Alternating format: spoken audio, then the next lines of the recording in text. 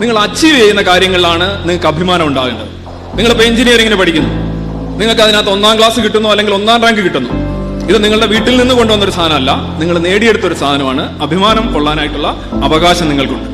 അതേസമയം യാദൃച്ഛികമായി ആക്സിഡന്റലായിട്ട് നമുക്ക് കിട്ടുന്ന കാര്യങ്ങളുണ്ട്. നിങ്ങൾക്ക് പൊക്കമുണ്ട്, നിങ്ങൾക്ക് സൗന്ദര്യമുണ്ട്, ഓരോരോ കാര്യങ്ങൾ ആട്രിബ്യൂട്ട്സ് ആയിട്ട് ആക്സിഡന്റലായിട്ട് നിങ്ങളുടെ തീരുമാനമില്ലാതെ, നിങ്ങളുടെ നിർമ്മിതി അല്ലാതെ നിങ്ങൾക്ക് കിട്ടുന്ന ഒരുപാട് കാര്യങ്ങളുണ്ട്.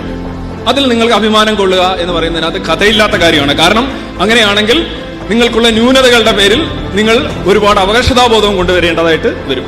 അത് നിങ്ങളുടെ വ്യക്തിത്വത്തെ തകിടം മറിക്കുന്ന ഒന്നാണ്.